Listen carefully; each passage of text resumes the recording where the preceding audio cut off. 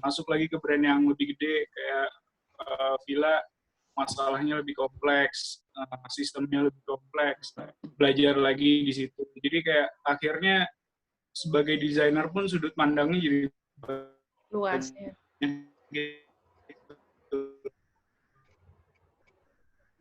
Dari segi bisnisnya, dari segi marketingnya, dari segi sampai dari segi lingkungan desainnya juga beda-beda. Serunya di situ jadi benar-benar tahu lah berbagai macam model bisnis persepatuan. Alifta mungkin menarik nih perkenalannya Mas Hamzah. Kita mulai aja ya kali ya. Mulai aja ya Pak.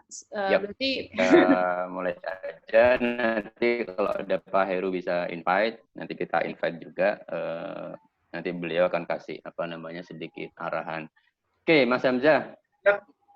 Tune in ya. Yuk, kita akan mulai nih, karena sudah ditunggu beberapa ini, yang sudah daftar. Oke. Menyampaikan dulu, jadi nanti teman-teman bisa menuliskan pertanyaan atau pendapat. Nanti kita setelah Mas Hamzah menyampaikan presentasi, nanti kita akan diskusi ya Mas Hamzah ya. Ya boleh, enak diskusi aja Pak, kayaknya banyak yang nanya. Daripada saya kayak ngomong sendiri di presentasi gitu. Oh, enggak, yang ngomong banyak nih yang ngomong. Oke. Ya, yang ngomong akan banyak nih. Oke. Mas, kita terakhir ketemu kapan ya? Di Bandung ya? Bandung waktu Indonesia Lokal Select ya, terakhir ya. Di Sabuga, di Sabuga.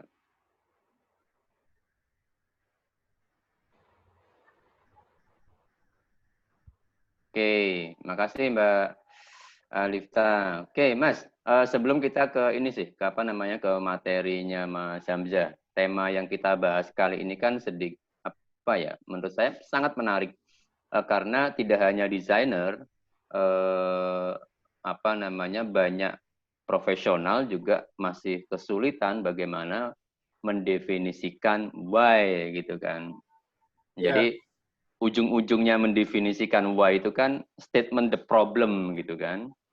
Bagaimana bisa menjawab ya nggak semua pertanyaan sih, tapi kalau di sisi desainer bagaimana menjawab kebutuhan pasar, bagaimana sepatu tersebut bisa nyaman, bisa laku gitu kan.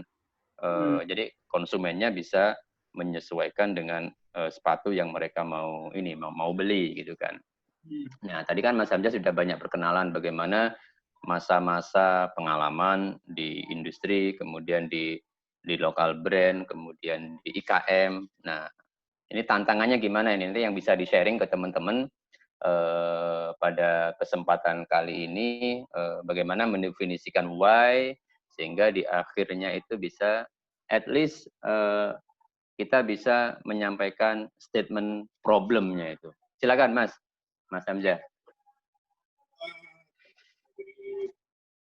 Ada presentasi dari sebelumnya dari Mikael ya tentang finding yes, Mas Mikael, betul. Masih penting banget melanjutkan dari penjelasan Mikael tentang itu ya, tentang bagaimana melakukan research, melakukan pengumpulan pencarian data segala macam. Jadi emang ini sedikit intermezzo aja, sebagai desainer pun tugas gedenya kan bukan cuma gambar sepatunya atau gambar sepatunya, tapi harus tahu juga big frame-nya apa sih, project yang mau dia buat, apa sih si desain ini untuk siapa sih akhirnya. Nah mungkin kemarin kan dari Mikael udah ngasih beberapa tips ya tentang cara-cara untuk mencari data, informasi, acknowledge yang dibutuhin nih. Sekarang yang mau aku sedikit sharing aja ya, sedikit sharing. Siap. Gimana dari data-data itu bisa ngedirect siapapun teman-teman yang ada di webinar ini, desainer, untuk membuat desainnya itu akhirnya impactful dari hal yang dia research. Ini aku ngomongin secara general aja Pak ya, karena kan nanti bakal panjang lebar. Misalnya kita melakukan research sebagai mahasiswa atau researcher atau footwear designer di brand atau footwear designer di fashion itu kan approaching-nya beda-beda, pendekatannya Beda-beda, beda. betul. Beda-beda. Aku menjelaskan secara general aja. Jadi yang sesuai dengan di-share di Instagram juga, Define the Problem yang aku bawa sekarang tuh bertemakan Define the Why sama Complete the Question. Yes. Di halaman keduanya, dari Define-nya sendiri aja dulu sih, kayak bagi aku itu tuh kayak state of meaning, di mana kalian men-statement, menjelaskan apa yang sedang kalian fokuskan, apa yang kalian idekan, apa yang kalian cari, kalian define untuk diketahui orang-orang yang mau kalian tuju, user, konsumen, stakeholder yang mau kalian tuju. Ini tuh kegiatan untuk mendefinisikan ide kalian.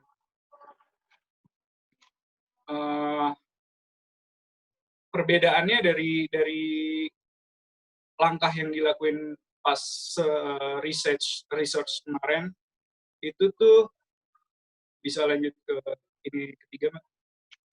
Yap, oke. Yang kemarin dilakuin secara divergent, meluas, bisa kemana aja, tapi tetap dalam koridor yang siapapun pengen. Yang kita lakuin sekarang itu converge, dimana semua udah mengkerucut, kita harus fokus ke apa yang mau kita cari, apa yang mau kita tuju, apa yang mau kita buat. Nah, untuk fokusnya itu tuh aku di presentasi ini ngebuat kayak step gitu sih, step secara tersusun. Bisa dimulai dari yang page 4. Dari banyak data itu kan, ada data tentang profilnya, ada data tentang konsumennya, ada data tentang isunya, tentang problematika yang terjadi di sosial, problematika yang terjadi di material atau teknologi, berbagai macam lah data yang dikumpulin, bisa dari primer, langsung nanya ke narasumber, langsung observasi, bisa searching secara sekunder di Instagram, di literatur atau segala macam. Itu kan masih luas banget. Yang harus kita lakuin pertama tuh gathering datanya aja dulu, bikin mapping. Pengalaman Mas Hamzah, ini semua dilakukan desainer atau kalau dalam industri dilakukan oleh marketing juga, dilakukan oleh desainer juga, atau gimana, Mas? Prakteknya di industri? Pendekatannya beda Pak, dari desainer sama marketing. Mungkin marketing atau tim sales juga melakukan hal itu, tapi pendekatan mappingnya atau pendekatan konvergennya mungkin bukan ke arah desainnya, ke arah kebutuhan mereka. Betul. Prioritas sales atau enggak apa yang konsumen butuh, harga berapa, segala macam, mungkin ke arah situ. Tapi di balik itu kita tuh bisa saling support dari berbagai departemen. Ini kalau bicara di retail atau misalnya di brand ya. Dari sales nge-collect data harga yang paling terjual segini, kenapa? Dari marketing nge-collect data, ini yang lagi happening, model-model ini yang sedang dikeluarin brand kompetitor. Itu jadi inputan data juga akhirnya buat kita ngebantu. Yang kita lakuin adalah nge-mapping itu. Nge-mapping si data-data itu supaya nggak kesebar-sebar, dan kita nggak lupa akhirnya. Oh, kemarin kita nge-research ini ya, oh kemarin kita dapat inputan ini ya, mapping aja dulu. Kadang bahkan kalau nggak ada waktu, aku sendiri nge-mappingnya cuma di dalam kepala aja, nginget-nginget. Atau enggak cuma nulis di catatan aku, oke, harga segini, oke, yang lagi laku ini, oke, yang lagi dibutuhin model kayak gini, semua aku catat atau ada di kepala, tapi waktu aku mau presentasiin ya pasti aku bikin secara rapi, buat ngebantu nge-deliver apa yang mau aku sampaikan. Jadi ya bagi masing-masing aja sih itu sebenarnya yang paling enak kayak gimana. Tapi semua kegiatan itu ya adalah kegiatan dari mapping si datanya ini. Kalau kita lihat jadi pas udah ke mapping, kalian udah kumpulin, udah nge-gather datanya, bisa dilakuin hal ini nih. Selanjutnya di page 5. Oke. datanya diorganisasiin.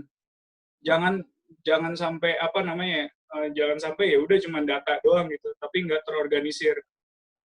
Pas udah diorganisir ya prioritasin idenya, prioritasin masalahnya juga. Kalau dilihat nih ada step-nya kan, observe, top finding, how to do. Aku jelasin ya. Jadi observe tuh dari data yang diverse tadi, yang banyak banget. Kumpulin aja dulu di mapping. Terus cari yang paling dibutuhkan. What is the needness? Makanya aku tulis di situ yang paling bermasalah apa sih, yang paling dibutuhin apa sih, yang paling menjadi concern dari market atau konsumen tuh apa sih. Terus pas udah nemu masalah yang paling diituin, coba aja mulai ide-ide dulu. Kayaknya solusi kayak gini oke ya. Misalnya dalam suatu kayaknya kita pakai material baru yang lebih ringan, material baru yang recycle, oke ya. Karena itu ada di step sebelumnya, di mana kalian nge-top findingin si masalahnya. Nge-top findingin si data-data yang dibutuhkannya. Pas udah nge-generate beberapa ide untuk solusi, udah makin konvergen, makin mengkerucut, lakuin to-do list. Apa aja nih yang harus dilakuin buat memenuhi ide-ide yang beberapa list ide yang dibuat tadi. Misal kalau mau pakai material baru yang recycle, ya pasti nanya dong ke supplier material yang emang bisa memenuhi solusi tersebut. Yang emang misalnya lagi ngelakuin riset tentang material recycle itu. Udah ngebuat to-do list, tahu apa yang harus dilakuin dalam memenuhi solusi itu. Jadi kita udah mulai mengkerucut tuh dari data yang benar-benar banyak tadi, mulai ke action plan-nya. Kayaknya make it through, sama kerjain udah. Kan kalian udah bikin list solusinya itu. Jadi di bawah aku tulis relate the point. Pasti harus relate ya, dari poin-poin yang dikumpulin, dari data-data yang dikumpulin harus ada relasinya masih satu sama lain. Supaya dia makin mengkerucut, dan akhirnya kalian bisa bikin konklusi dari itu. Jadi ini tuh big frame-nya di mana kalian mengolah data yang begitu banyak menjadi sesuatu yang sudah disimpulkan. Tapi ketika proses sampai to do tadi, kemudian relate, make conclusion, apakah tahap ini sudah bisa membuat problem statement ya? Udah ketemu belum nyampe tahapan di sini? Belum ya? Atau sudah malahan? Kita lihat halaman selanjutnya. Oke. Pas banget pertanyaan Pak Rian. Ya, habis itu emang make an objective. State the problem, be objective, complete the question. Oke, aku jelasin ya kenapa make an objective. Karena dari objektif, kalian udah bersikap dalam mencari state problem itu benar-benar based on data, based on apa yang dibutuhin. Harus objektif. Kenapa ada pesan juga be objektif, jangan subjektif. Kalau subjektif akhirnya ya tutup kuping, tutup mata aja jadinya, kayak desainer maksain ini ya, maksain idenya desainernya ya. Oke. Padahal belum tentu benar. Ya gimana supaya itu tervalidasi dengan benar, ya be objektif aja. Kalian punya data, relate data yang kalian kumpulin, buat konklusi apa masalah yang paling dicari, list solusinya, apa yang harus kalian lakuin untuk memenuhi solusi itu, ya bikin objektifnya. State the problem, be objective, complete the question. Complete the question, kita lihat halaman selanjutnya. Complete the question tuh kayak membuat sentence of brief. Jadi waktu kalian membuat men-state sebuah problem, buat aja satu kalimat yang emang menggambarkan arahan dari proyek kalian. Yang terdiri dari situ ada tujuan kalian melakukan proyek ini, ada targetnya untuk siapa, masalahnya apa, dan strategi solusinya kayak gimana. Udah dalam satu kalimat yang menjadi objektif kalian nantinya. Itu yang kalian pegang untuk menjalani proyek ini. Ini bagian dari storyboard ya Mas nanti pastinya ya? Sebenarnya kayak apa ya Pak, direction atau brief buat proyeknya. Gak cuma storyboard si objektif ini tuh mempengaruhi storyboard nanti, mempengaruhi image board, mempengaruhi warna, style, Yes. requirement material yang dipakai, semua berpengaruh dari objektif ini karena udah jelas ini tujuannya apa, targetnya untuk siapa, masalahnya apa, strategi kalian apa untuk menjawab masalah itu. Makanya ya ini menjawab semua pertanyaan. Sentence of brief ini menjawab semua 5W sama 1H-nya. Udah dalam satu direction ini. Ini yang jadi pegangan, ini yang menjadi divine dari problem. Next-nya, pas udah punya statement, udah mau ngelakuin action plan, kita harus tetap fokus di masalahnya, bikin aja parameter. Bikin parameter dari ide-ide, biar nggak lari dari objektif, biar nggak lari dari data, biar nggak lari dari tujuan kalian. Parameternya itu pasti berpengaruh dari data-data yang dikumpulin. Misal, untuk misal kita bicara di brand, siapa sih kompetitor kita, siapa precedence kita, siapa brand reference kita, posisi project ini tuh ada di mana nanti. Ini mapping ya, semacam mapping apa namanya? Ini lebih mapping ke matrix ya? Ya, matrix. Ya, bikin matrix yang satu sumbu itu biasanya tuh berlawanan. Misalnya dia high price, low price, sport, lifestyle. Posisinya di mana nih? Apakah di tengah-tengah? Ataukah di sport banget, yang high price, di sport yang low price? Itu kan jadi parameter tersendiri dalam ngedirect kita ngerjain project ini. Market pun dibikin matrix parameternya. Siapa sih sebenarnya marketnya? Apakah dia pekerja kantoran yang sporty, pekerja kantoran yang background-nya musisi atau segala macam, itu juga ngebantu untuk membuat parameter dari project-nya. Oke, market gue di sini nih posisinya. Market gue di market yang tiap hari punya aktivitas pekerjaan kantor dan dia lebih cenderung ke lifestyle yang sporty. Taruh poinnya di situ. Itu yang akan menjadi target sama parameter dari project yang kalian lakuin. Bisa juga matrix ini bisa macam-macam sih, bisa style produknya, apakah dia running atau dia casual atau dia formal atau dia sport style atau dia training. Itu bisa dibuat matriksnya juga untuk ngeposisiin dan untuk terus menjadikan itu tuh objektif kalian. Oke, dari awal kita udah tentuin project ini tuh untuk untuk lifestyle training, posisinya kayak gini. Itu akan mempengaruhi juga lain ke penggunaan material nanti, ke lookingnya, ke penentuan harga jual, posisinya di mana, karena dari parameter-parameter ini. Jadi aku sempat analisis, Pak Alfian. Yes. Gimana, Mas? Emang kan kita beberapa yang punya background desain selalu diajarin tentang problem solving. Tapi lama di brand, lama di retail, mikir juga apakah ada problem yang harus di-solve gitu. Nah, itu dia.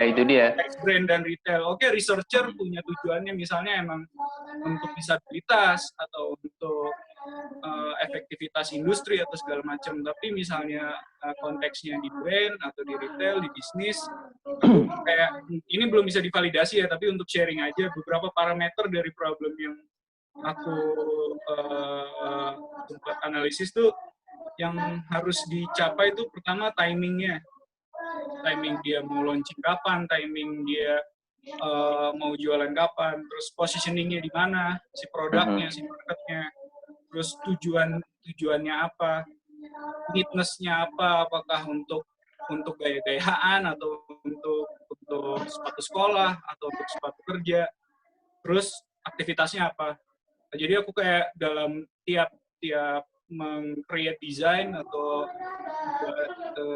desain sepatu pasti oke nih, yang jadi parameter aku tuh untuk memenuhi itu tuh ini yang harus aku research dan divine tuh dari parameter-parameter itu tadi. Ini belum bisa divalidasi ya, aku sharing aja. Jadi kayak poin-poin yang harus aku penuhi nih supaya nggak lari kemana-mana nantinya. Toh pada akhirnya kan misal aku bicara belak-belakannya, nggak semua produk yang dijual bisa membuat kaki sehat. Nggak semua produk yang dijual bisa melestarikan lingkungan, karena ada Ya. beberapa pertimbangan ya, bukan jahat, tapi emang ada beberapa pertimbangan penting dari segi bisnisnya, dari segi industrinya, dari segi kosnya segala macam. Tapi sebenarnya dari parameter objektif tadi, aku bisa menuhin setiap desain yang aku buat. Yes. Jadi, Tapi memang menarik sih Mas. Pada proses ini kan memang satu tadi kalau ngomongin objektivitas kan challenge-nya desainer. Kalau saya mungkin di bidangnya industri, begitu duduk bareng diskusi dengan desainer kan pasti ini ya, portofolio kita kan diadu nih Mas ya kan. Ya sebenarnya saya punya insight sendiri tentang ini, Mas Hamzah punya insight sendiri tentang ini. Nah, di banyak case di industri atau di internal pengalaman Mas Hamzah itu sejauh mana justifikasi dari desainer misalkan dari Mas Hamzah itu bisa meyakinkan pihak lain misalnya marketing atau purchasing menentukan oh ya sebenarnya ini letaknya matriknya tepatnya di sini, look ini warnanya seharusnya begini. Nah, ada nggak Mas challenge itu yang pasti selalu aku lakuin dalam masalah meyakinkan Pak ya, pasti meyakinkan itu butuh data, itu benchmarking. Benchmarking dari precedence brand, precedence price, precedence style. Misal aku positioning di lifestyle training, siapa kompetitor kita? Dia jual di harga berapa? Stylenya kayak gimana? Desainnya kayak gimana? Materialnya kayak gimana? Apakah dengan bantuan stakeholder kita, misal dari pabrik kita, factory kita, dari vendor, betul. Vendor, dari supply chain bisa support kita untuk ngejar bench si kompetitor itu. Untuk meyakinkannya, oke, misal aku pengen buat lifestyle training. Untuk siapanya aku udah tahu. Tahunya dari mana? Dari price range. Aku udah tentuin duluan. Oke, ini price range-nya dari sekian tuh sekian. Kompetitor kita siapa? Jualnya di mana? Apakah di retailnya dia, di store-nya dia, atau di dep store, atau online. Head to head aja. Dia punyanya materialnya kayak gini, desainnya kayak gini. Oke, kita masuk pakai desain yang lebih advance, tapi kejar harga yang sama. Bahkan lowest lebih baik. Untuk meyakinkan stakeholder lainnya kan kalau misalnya kita ngomongin bisnis, pasti apakah itu works out untuk bisnisnya. Laku nggak nanti ya? Ya kasarnya laku nggak? Tergantung juga emang kalau emang tujuannya dia untuk sales, ya pasti kita ngejarnya laku atau tidaknya. Tapi kalau misalnya tujuannya untuk branding, brand driven atau tujuannya untuk statement, ya pendekatannya beda lagi, Pak. Nah, kalau Mas Hamzah sendiri cenderung kemana sih? Cenderung ke market driven?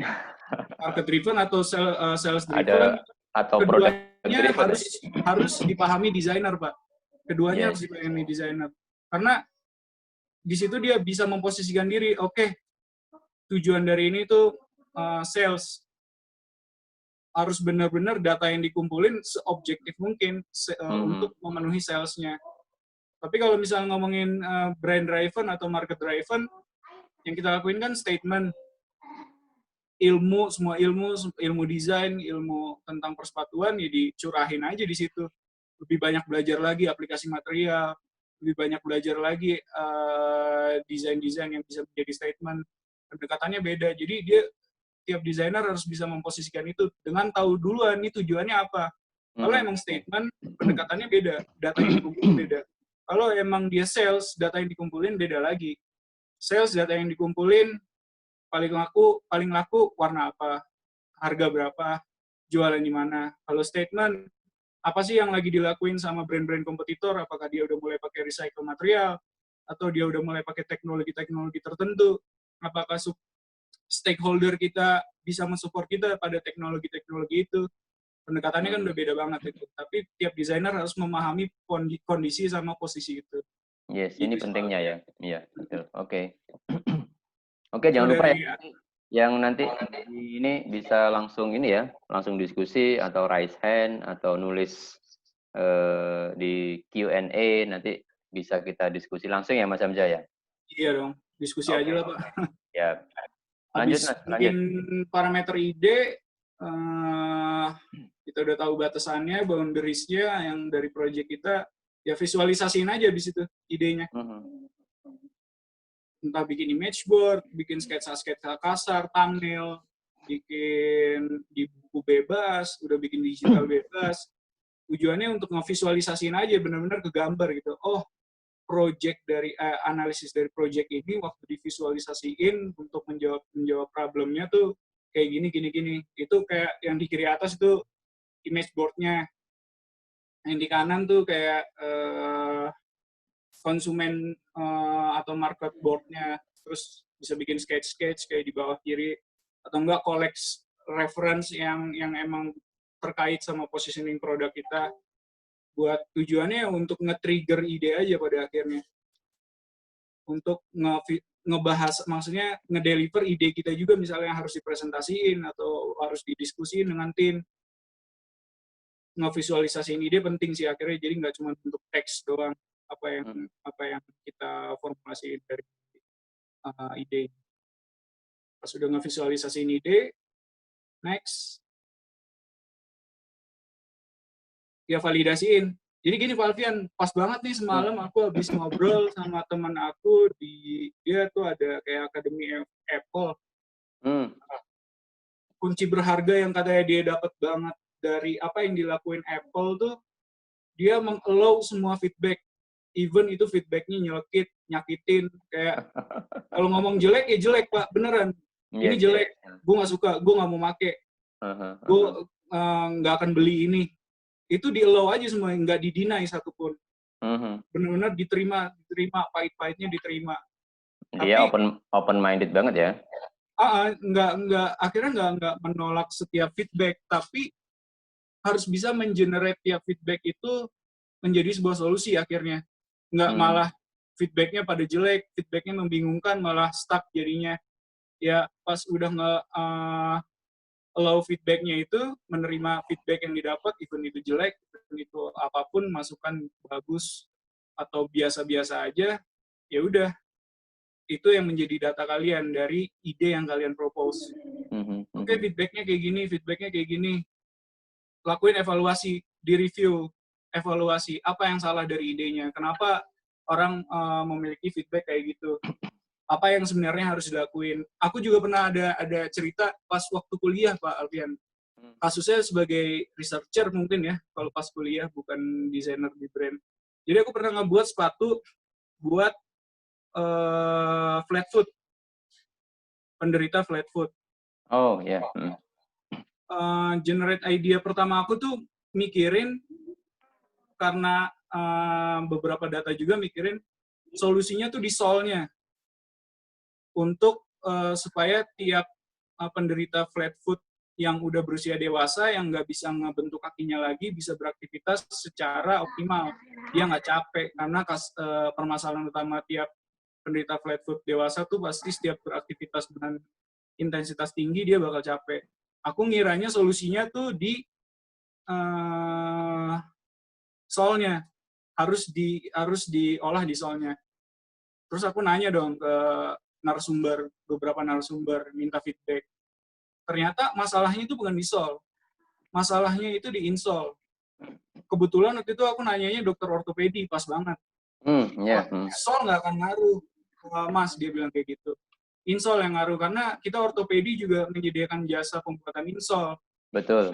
Dan setiap kaki penderita flat foot itu beda-beda. Kerataan kakinya. Ya, dia malah ngasih saya impuls ide, kenapa kamu nggak buat yang bisa di-adjust aja insole-nya, menyesuaikan kontur kerataan kaki si penderitanya. Dari situ saya dapat ide, berubah haluan, game changing langsung. Dari sole, saya olahnya insole. Insole-nya bisa di-adjust. Akhirnya, belajar dari situ ya, ternyata ide yang kita generate, dari data yang kita kumpulin, nggak selamanya benar, walaupun itu udah basiskan data. Feedback penting banget, karena akhirnya bukan tentang objektif kita doang, objektif orang lain juga, yang akhirnya menyatukan visi dari beberapa orang gitu. Ya makanya pentingnya feedback tuh itu, karena itu membantu memvalidasi dan membantu desain, ide, konsep yang kita buat tuh dalam project ini tuh bekerja. Terus fulfill the parameter tuh maksudnya yang tadi aku sempat ceritain, ya apakah ide yang dibuat ini udah memenuhi parameter yang kita tuju, parameter yang kita buat. Pasti itu juga ada kaitannya juga sama feedback tadi. Ya, untuk memvalidasi itu ya kita perlu untuk memenuhi parameter yang kita buat. Make it relate tuh kemarin sempat dapat cerita Pak Alfian. Jadi kenapa sepatu Kompas bisa se-booming itu di Indonesia? Katanya marketing strategi dan desainnya itu benar-benar relate sama behavior ketertarikan orang-orang Indonesia secara umum. Makanya dia bisa relate itu penting banget dalam mengenerate ide. Harus relate sama konsumen, market, masyarakat, orang umum, siapapun target yang dituju itu harus relate, nggak bisa cuma diambang-ambang otak kita doang. So, buat bikin itu relate, aku ada tips sih di terakhir nih. Jadi, jujur emang dulu tuh aku termasuk orang yang terlalu, apa ya, mungkin ambisius sama terlalu serius gitu, waktu ngejalanin project-project, nggak sampai main, nggak sampai apa. Tapi lama-lama hal itu malah bikin kita stuck sendiri. Karena terlalu ambisius itu, nggak ada waktu buat refreshing, nggak ada waktu buat ini. Ya, jadi beberapa tips yang aku pelajarin akhirnya ya udah take it easy aja sih. Having fun sama projectnya, kalau kita udah having fun, insight bakal masuk lebih banyak kok ke kita. Hangout sama teman, ngobrol, dari ngobrol bercanda, ngobrol serius, pasti dapat insight-insight baru di situ. Nonton movie aja tiba-tiba bisa nge-illuminate ide gitu, Pak. Aku pernah menonton film, tiba-tiba ada di adegan film itu, ini cerita aja, ada di adegan itu, tiba-tiba nge-trigger ide, oh iya bisa kayak gini ya ternyata. Walaupun nggak berhubungan sama filmnya, tapi otak kita nggak tahu tiba-tiba nge-illuminate ide aja. Karena emang si hal-hal kayak gini perlu dilakuin ternyata. Ngobrol sama teman, jalan-jalan, jalan-jalan keluar kota atau dalam negeri atau luar negeri, itu juga bisa ngebantu nge-impuls ide sih akhirnya. Sama ngebantu buat ngevalidasi juga sih. Karena kita ngelihat kenyataannya langsung, ngelihat relatifnya langsung. Terus terakhir ya, kalau udah dimulai ya selesaiin, finish it.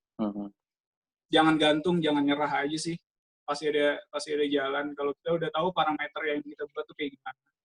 Kita udah bisa ngebayangin, karena tadi kan di sentence of brief ada tulisan the vision-nya, the goals.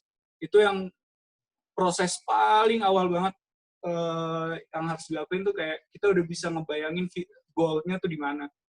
Goal kita di mana. Nggak harus goal-nya yang jauh, nggak harus goal-nya yang deket banget. Ya kita udah bisa ngebayangin, oke, goal kita di sini yang ngebuat project ini terjawab buat kita. Selesaiin aja. Udah sih Pak paling. Jadi dari rentetan ini agak rentet itu satu persatu, dari data yang benar-benar diverse ke data yang menjadi konvergen, terus step-step apa yang bisa kita lakuin untuk mendefine si problem itu. Ini aja paling Pak presentasinya. Cuman yang menarik begini Mas, apa namanya, kemampuan untuk, tadi kan kita mendefinisikan why. Sebelum mendefinisikan why itu kan bagaimana mencari fenomena gitu kan Mas. Desainer kan juga harus pinter melihat, oh ini ada fenomena baru gitu kan, kemudian di capture. Tadi Mas Hamzah menyampaikan ada fenomena Kompas, behavior apa namanya milenial, apalagi netizen itu bisa di capture dengan baik, lalu bisa mendefine problem, statement problem, finish gitu kan. Itu kan validasinya kan kena banget tuh, jadi desainernya juga bisa puas juga toh. Iya dong. Nah, ketika saat tadi skill questioning, bagaimana terus menggali pertanyaan, melihat fenomena. Kan tidak semua desainer juga cakap, mempunyai skill yang cakap untuk itu ya, Mas Hamzah ya. Gimana Mas? Kan ada proses juga ya. Oh ternyata melalui proses yang panjang juga akhirnya bisa define the why-nya juga nggak mudah gitu loh, seorang desainer. Prosesnya agak panjang ya Pak, agak sistematis, agak ini yang bisa dilakuin. Tapi kenapa akhirnya aku bilang take it easy, ya belajar dari aku yang dulu juga yang terlalu ambisius sama Idealis kali ya? Idealis banget, sistematis banget, akhirnya ngebuat malah kita lebih stuck. Tapi kalau kita take it easy, di setiap prosesnya kita nikmatin, di setiap prosesnya kita santai, bisa sambil main, bisa sambil ngobrol, itu bisa nge-trigger impuls ide yang lebih luas lagi. Kayak feeling tadi tuh dapat ya karena kalau aku sih, aku pribadi ya, beda-beda tiap orang. Aku pribadi, feeling itu dapat gara-gara apa? Gara-gara aku sering main keluar, nongkrong, ngobrol-ngobrol, dari ngobrol bercanda sampai ngobrol yang serius. Lagi ada apa sih? Di jalan raya kayak kemarin, di jalan raya tiba-tiba aku berhenti ngelihat, ini kenapa banyak orang yang sepedahan ya? Tiba-tiba sekarang happening sepedahan.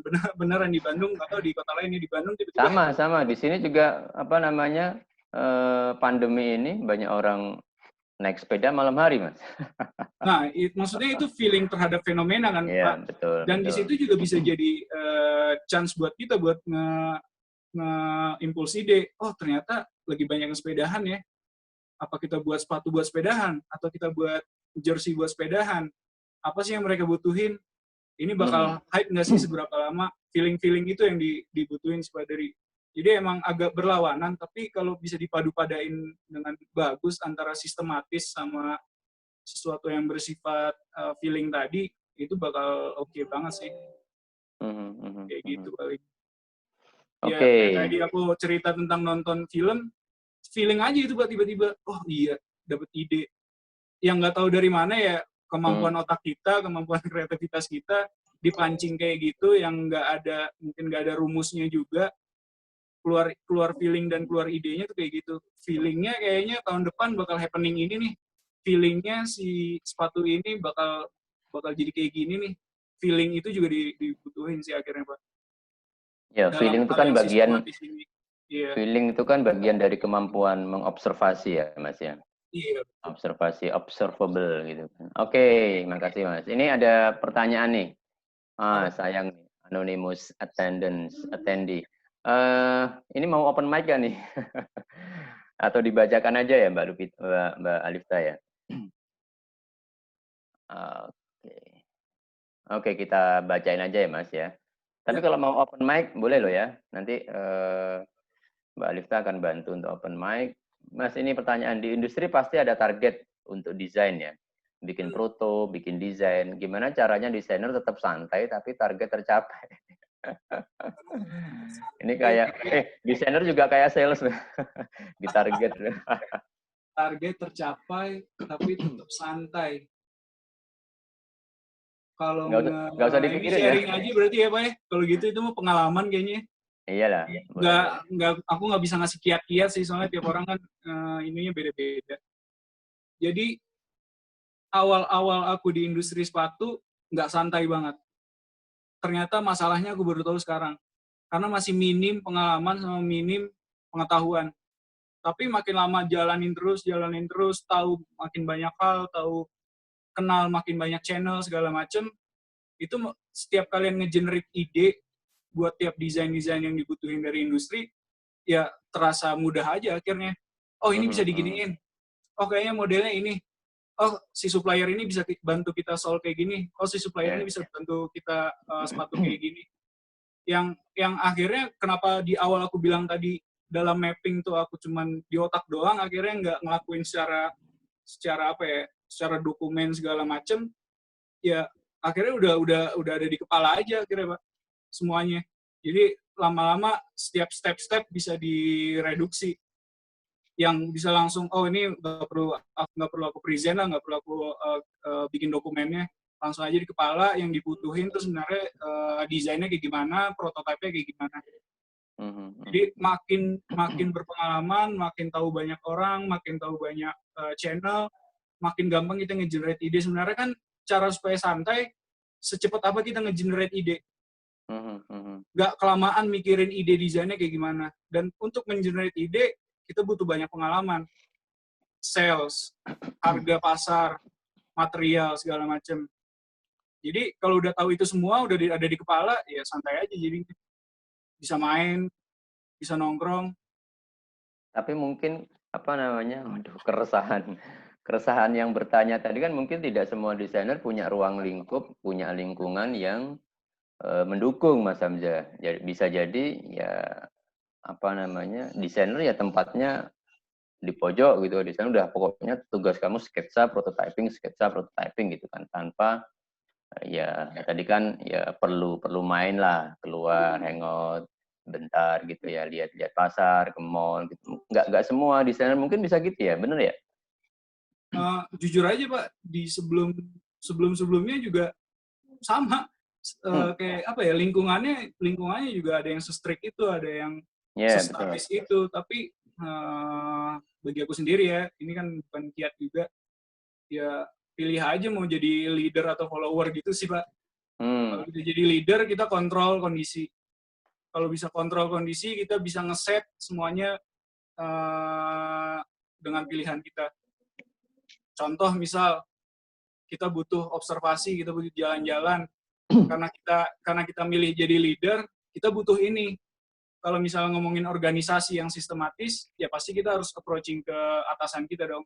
Pak, kita butuh ini, gini-gini, alasannya ini, kita lakuin observasi ini ya, kita kesini ya.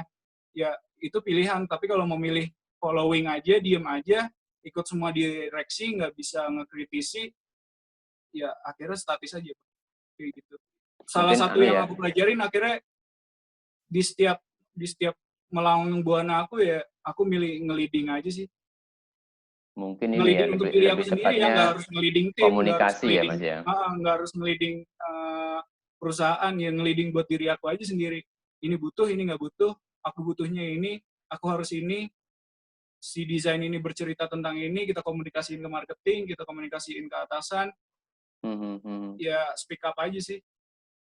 Untuk jujur aja Pak, kalau tadi ada yang misalnya lingkungan desainnya sepasif itu atau kalau pasif ya bikin aktif, kalau misalnya sestatis dia bikin dinamis. Cari celah aja sih, itu mah maksudnya leadership masing-masing ya, leadership setiap desainer masing-masing. Karena pada kiatnya beberapa hal juga harus di leading designer sih sama desain, terutama di brand atau industri. Betul. Nah, kira-kira itu Semoga ya. ngejawab ya. Semoga menjawab. Nah, ini ada pertanyaan lagi. Kok anonimus semua sih? Ada yang ini nggak? Ada yang mau open mic nggak nih? Open mic aja biar ngobrol. Mau ngobrol? Silakan. Ini ada pertanyaan, feeling dan trend forecasting lebih mempertimbangkan yang mana buat preferensi desain yang akan dibuat? Ini siapa nih yang buka pertanyaan ini? Ayo, silakan.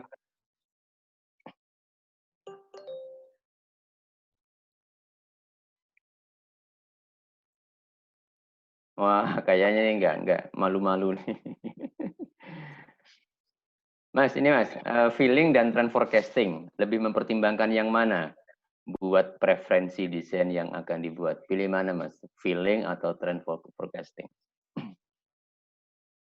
Puan diri Pak ya, trend forecasting tuh lebih ke metode. Ya pasti pas nge-trend forecasting butuh feeling, kayak itu hal yang berjalan bareng sih, bukan pilihan akhirnya. Ya, dalam memilih trend forecast ya pasti kan harus punya feeling dong. What's happening sekarang, apa yang lagi rame, itu kan pasti butuh feeling. Itu jadi bukan pilihan sih akhirnya. Karena ya balik lagi tadi, feeling itu kemampuan personal, kalau trend forecasting itu metode. Jadi lebih kepada ini ya, mix and match ya antara feeling dan trend forecastingnya ya Mas. Itu berjalan bareng gitu aja Pak. Tapi mungkin beda ya, beda nggak Mas kalau di industri yang lebih nggak tahu strict gitu ya, dengan di pengalaman di industri menengah kecil gitu. Ada pengalaman Mas?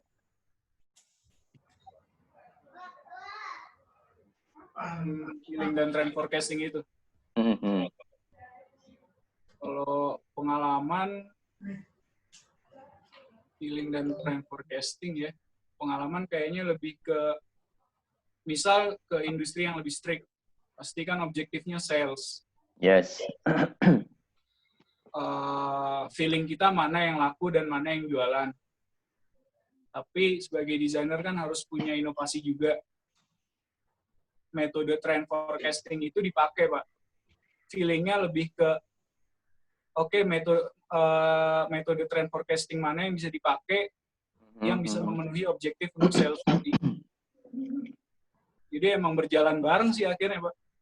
Kayak Ada pengalaman nggak ketika feeling dan trend forecasting itu di direct langsung misalkan oleh si bos gitu ya. Jadi ya apa namanya, banyak juga sih pengalaman yang pernah di-share gitu.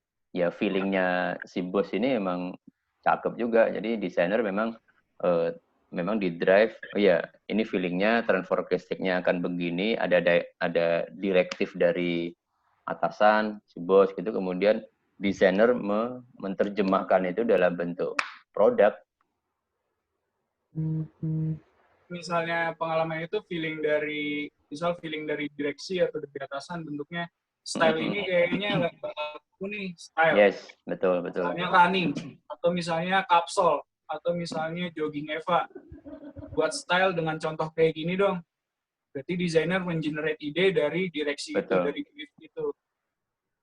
Ya kalau misalnya ngomongin feeling sama trend forecasting kita sendiri, oke, dari desain, dari brief itu, feeling kita terhadap tren, mana nih yang bisa masuk ke sepatu itu, supaya sepatu, misalnya ditunjukin sepatu yang agak old school gitu, tapi gimana kita nge-generate ide supaya itu tetap mengikuti zamannya, mengikuti trennya, entah material yang lagi tren sekarang, misal material yang lagi tren menggunakan tekstil mesh, tapi bentukannya itu sepatu casual formal, ya kenapa nggak kita pakein mesh aja, supaya lebih dinamis, supaya lebih bisa dipakai untuk berbagai aktivitas. Tetap harus ada diskusi ya Mas ya ini ya. Iya dong Pak. Aku ada pengalaman kayak gini sih waktu di villa. Jadi kalau ada yang tahu istilah daddy shoes atau chunky shoes. Oh iya. Sepatu yang soalnya tebal-tebal. Itu jadi 2018 itu menjadi tren. Tren secara global. 2019 mulai banyak yang kejar-kejaran ngikutin. Yang tiba-tiba aku observe di perusahaan aku sendiri waktu itu, kok kita belum ngeluarin ya untuk middle low market dengan style kayak gini. Padahal stakeholder kita mumpuni nih untuk membuat sepatu kayak gini. Ngelihat tren, ini masih hype kok. Ngelihat ke depannya, kita bakal collapse yang maksudnya punya partner yang bakal ngebantu kita jualan kayak gituan, sepatu kayak gitu juga. Kenapa kita nggak desain aja yang kayak gitu? Dengan harga yang cocok, dengan material yang stakeholder punya, sama semuanya visible untuk dilakuin. Ya, itu kan maksudnya feeling yang diterapkan dalam kita melakukan metode trend forecasting kan, Pak. Feeling itu tiba-tiba datang gitu, maksudnya hasil dari observe gitu loh, Pak, akhirnya. Kenapa aku balik lagi, feeling tuh kayak kemampuan personal. Itu tuh bagian dari kemampuan observasi kita, kayak kepekaan kita terhadap lingkungan. Kayak di brand ini belum ngeluarin sepatu ini, padahal ini lagi tren, lagi ngetren, lagi hype. Ya udah, itu kan bisa jadi proposal ide juga.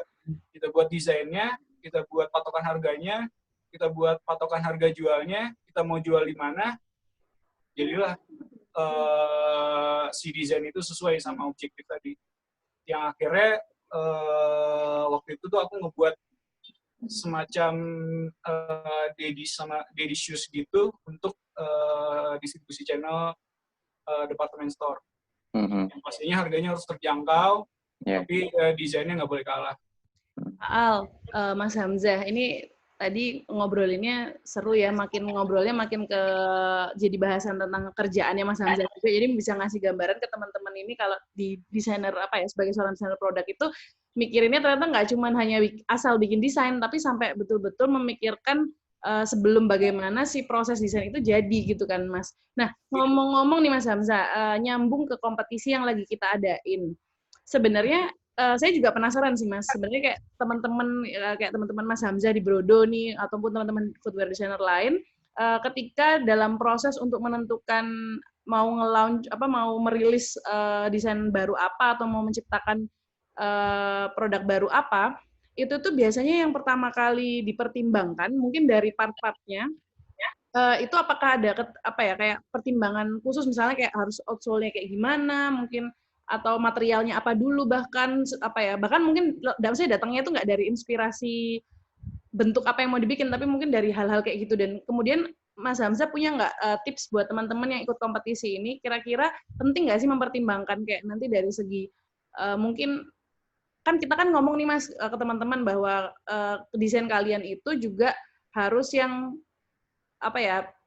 misalnya bisa diproduksi kayak gitu. Nah, itu nanti ada jadi batasan nggak sih? Dari outsole mungkin, dari kemudian material kayak gitu-gitu. Sejauh mana bisa berekspresi sih teman-teman Mas di kompetisi IFCC ini gitu? Bisa berekspresi ya. Kalau konteksnya kita ngomongin kompetisi aja Mbak ya, ngomonginnya konteks dalam mengenerate ide. Pertama, ya setup objektifnya dulu. Sebenarnya project yang kalian buat, needness-nya apa sih, kebutuhannya apa sih, positioning-nya di mana sih, terus visinya sama targetnya tuh siapa. Itu langkah awalnya dulu. Udah tahu tuh, maksudnya koridornya sampai situ. Terus untuk misalnya masalah menggunakan sole apa, material apa, itu tuh yang berhubungan sama konsep ide.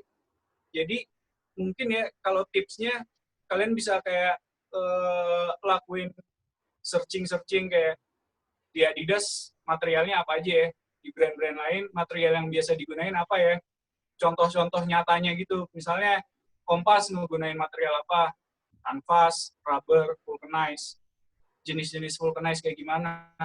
Jadi kayak berhubungan sama pertanyaan tadi, biasanya dalam menentukan mengeluarin desain apa, dari mana sih ya, pertama ya feeling tadi, observasi tadi, oke ini kayaknya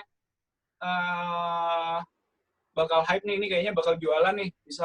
Kalau misalnya dari lomba, ini kayaknya bisa menjawab objektif yang kita buat nih. Kedua, validasi ke stakeholder. Ya misal kita punya partnership vendor, partnership pabrik.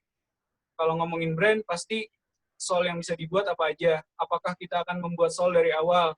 Pertimbangan lagi kalau misal membuat sole, desain kita sendiri pasti ada cost.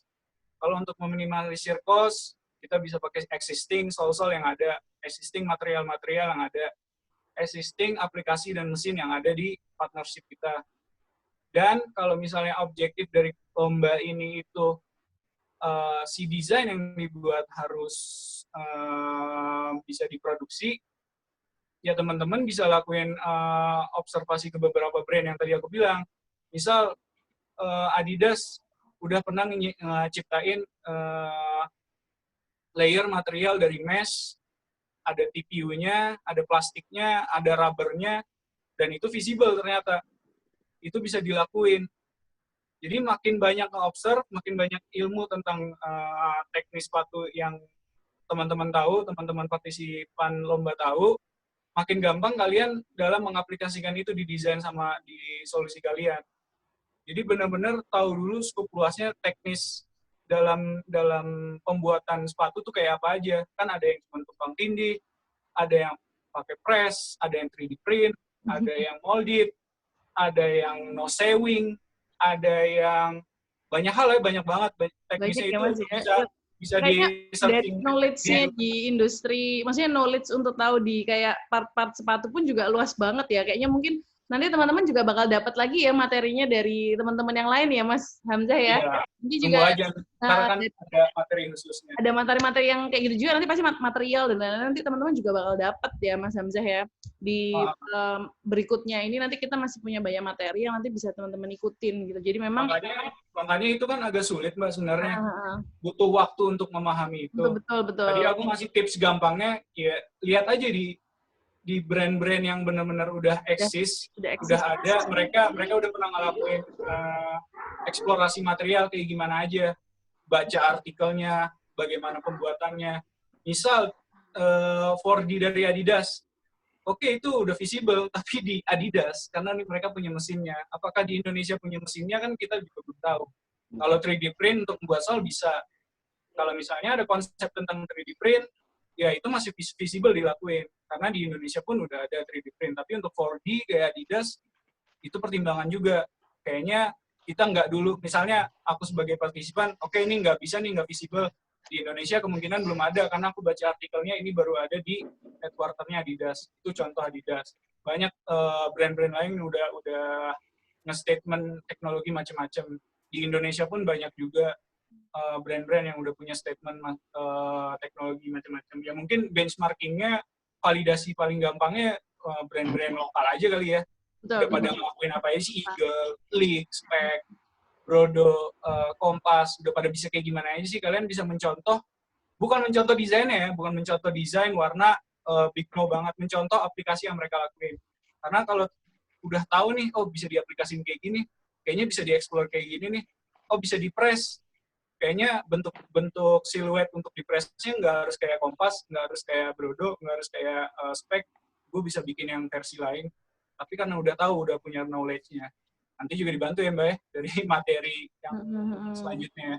Kita masih punya banyak teman-teman kurator lagi yang memang spesialisasinya mungkin macam-macam ya. Ini kalau Mas Hamzah kan kita memang di topik kali ini melanjutkan yang topik kemarin ya dari Mas Mikael, gimana menemukan masalahnya, kemudian ini gimana menentukan si masalah itu tadi gitu. Jadi teman-teman mungkin kalau nemuin sekian banyak, misalkan dari sekian banyak alternatif yang akhirnya udah ketemu, kayaknya bikin sepatu A, B, C, D, F, G gitu kan. Kemudian ingin membuat beragam desain, itu pun juga sebetulnya silakan loh, maksudnya teman-teman silakan melakukan itu gitu, karena kita nggak terbatas ngumpulin cuma satu karya Mas Hamzah, jadi kita boleh ngumpulin lebih dari satu karya gitu. jadi bisa berbagai berbagai konsep ya. Berbagai konsep, betul. Bahkan mungkin kalau bicara tentang di industri fashion kan kadang kita menemukan satu gaya, kemudian gaya itu bisa dieksplor ke berbagai ke berbagai shape gitu kan, ke berbagai bentuk gitu kan Mas Hamzah ya kadang ya. Bisa macam-macam mungkin dengan satu material pilihan tertentu atau mungkin style tertentu, itu bisa juga dieksplor ke berbagai style desain juga mungkin, atau berbagai macam. Tadi Mas Hamzah bilang pilihan apa sih jenis sepatu yang mau dibuat kayak gitu. Mas, bicara ini ya, sebenarnya bicara ngomongin berbagai macam jenis sepatu nih. Dari sepatu cewek, sepatu cowok, unisex, kemudian ada sepatu anak-anak ya, kemudian sport. Dari kategori-kategori sepatu ini yang paling tantangannya, mungkin boleh kasih yang paling gampang, itu ambil istilahnya paling gampang itu ngedesain yang mana, dan yang paling susah ngedesain yang mana, Mas? Terus mungkin ada cerita nggak menurut Mas Hamzah, kenapa kok yang paling gampang ngedesain si ini, kenapa kok yang paling susah ngedesain yang kategori sepatu ini, gitu. Ini mungkin biar teman-teman punya gambaran kali ya, Mas, ya, karena kita sendiri mungkin dari tahun lalu, tahun-tahun sebelumnya, kita tuh ngebagi kompetisi kita dengan 4 kategori, Mas. Jadi ada kategori fashion wanita, kategori fashion pria, kategori sports, sama kategori back to school, jadi sepatu anak-anak untuk sekolah.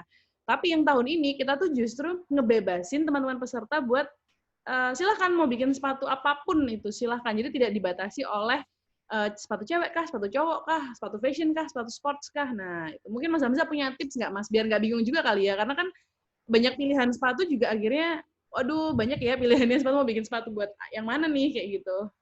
Kalau ditanya masalah penilaian susah dari paling susah paling gampang, itu bukan kalau bagi aku sendiri kalau sharing, bukan dari kategori Mbak, tapi dari objektifnya. Misal objektifnya ini sepatu untuk anak sekolah, apakah perlu sepatu untuk anak sekolah ada proofment teknologinya?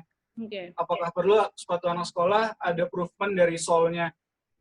Ya kalau objektifnya kita cuma untuk menjual ke anak sekolah, yang dimana itu akan didiskon juga nantinya, yang dimana itu price point-nya akan nggak terlalu tinggi, itu akan menjadi mudah. balik lagi tergantung. Misal sepatu back to school kategorinya running. Kalau dinilai dari kesulitan pembuatan, mungkin yang lifestyle lebih mudah dibanding yang running atau running yang ada tertentu gitu ya Mas ya. Eksplorasi materialnya tertentu. Itu kalau dari segi teknis pembuatan sepatu. Tapi balik lagi untuk keseluruhan ya kalau dinilai sulit atau enggaknya, bahkan running pun even itu yang high performance, kalau objektifnya kita kayak gimana, cuman untuk dijual harga segini, misal ini di brand, atau misal ini untuk beginner runner, ya nggak perlu yang terlalu taking, nggak perlu yang terlalu butuh improvement dari teknologi, itu akan menjadi mudah jadinya. Yang kita perluin objektifnya untuk sepatu-sepatu misal untuk beginner runner, dia breathable, fleksibel, cushion, ya udah, kita tinggal nyari sole yang empuk, cari material yang nggak panas, cari material nggak kaku. Desainnya juga jangan yang too much, karena mempengaruhi harganya mungkin nanti, atau mempengaruhi lama produksinya, itu akan jadi mudah jadinya. Kecuali kita objektifnya, oke nih, untuk serius, misal running, untuk serius runner, berarti butuh teknologi di sole-nya mungkin, teknologi insole, butuh studi di upper-nya, itu akan menjadi proses yang agak panjang dan agak rumit. Tergantung, jadi balik lagi ke objektifnya. Misalnya lifestyle, oke, pengen bikin lifestyle yang punya improvement material tanpa jahitan, ya itu mungkin secara produksinya atau secara teknis pembuatan sepatunya akan menjadi sulit dibanding sepatu casual formal klasik yang cuma tumpang tindih material. Jadi semua balik lagi ke objektifnya mudah atau gampang. Apa yang kalian tuju dari proyek kalian, apa yang menjadi goal dan visi dari proyek kalian, itu yang membuat mudah atau gampangnya. Gitu. Ini ya Pak Al ya, kalau sekarang itu kayaknya kalau yang lagi, kita mulai booming lagi di, ini Pak Al, apa sih namanya, eko-eko gitu ya, ya nggak sih Pak Al? Ecoprint ya? Di eco-print, atau maksudnya yang sifatnya lebih ke entah material yang eco-friendly lah, kemudian tapi sebenarnya emang bisa kah Mas Hamzah sebuah sepatu itu betul-betul eco-friendly gitu? Ini mungkin masih nyambung-nyambung ke ini aja sih, mungkin barangkali bisa menginspirasi teman-teman kayak gitu. Sesuatu yang lagi tren sekarang, kayak gitu, yang mulai diperhatikan nih sama masyarakat ya, sepatu yang katanya materialnya eco-friendly lah, kayak gitu. Atau dalam satu kesatuan sepatu memang apakah bisa sepatu itu bisa jadi eco-friendly, Mas? Karena materialnya, bukan material. Karena komponennya kan banyak banget ya. Mungkin kalau dibilang dalam sepatu-sepatu, biasanya biar nggak bermata dua atau bumerang, brand tuh suka cuman menyertakan eco-friendly pada bahan upper atau bahan tertentu ya, nggak semuanya bahan. Itu benar-benar eco-friendly terhadap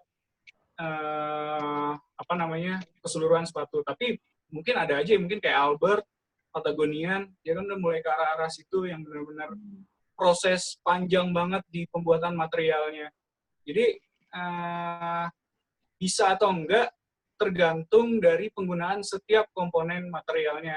Sole pun TPR bisa dibilang eco-friendly karena dia bisa dileburkan dan dibuat ke sole baru. Misalnya punya sole yang nggak kepake lagi, itu bisa dileburin, bisa dijadiin sole TPR baru. Misalnya upper ngegunain pewarna alami, ya mungkin itu nggak akan jadi limbah nantinya. Tapi itu untuk upper aja misal. Atau untuk kanvas yang benar-benar natural kanvas, dia bisa ada yang bisa kayak reduksi di alam si kanvasnya. Jadi bisa atau enggaknya seniat apa aja sih si setiap brand atau setiap inisiator yang bakal ngebuat sepatu eco-friendly, sejauh apa penilaiannya, sejauh apanya sih, apakah benar-benar purely satu sepatu dari upper, reinforcement-nya, pendukung dalam-dalamnya, lining-nya, sole-nya, insole-nya, outsole-nya, itu kan pasti butuh proses panjang dan butuh banyak stakeholder dan butuh riset panjang lah. Jadi penilaiannya bisa atau enggak bisa, tapi sejauh mana setiap inisiator berani untuk mengusung si eco-friendly itu. Karena Tapi yang ada juga yang menarik Mbak Alifta, Ya, Pak. proses yang disampaikan oleh Mas Hamzah tadi kan justru apa ya, ngebuktiin bagi peserta atau calon peserta IFCC itu apa ya, ini challenge ya buat calon peserta IFCC itu proses mendefine, proses menemukan pertanyaan, mengobservasi, kemudian memvalidasi. Validasinya adalah nanti kalau menang ya, validasinya. Oh iya, aku menang kompetisi nih, bisa. nggak harus juga sih Gimana, Pak, Mas? validasi kayaknya bisa dilakuin bahkan sebelum nge-submit lomba ini, kayak nanya langsung atau nanya ke teman-temannya, desain dari project gue, set gue kayak gimana nih, feedbacknya apa, kalau ada inputan, kritisi, masih ada waktu buat sebelum submit, diperbaikin aja. Jadi kalau dia lolos, pas presentasi bisa ditanyain kenapa akhirnya kayak gini, data dia tervalidasi karena itu berdasarkan objektif orang lain.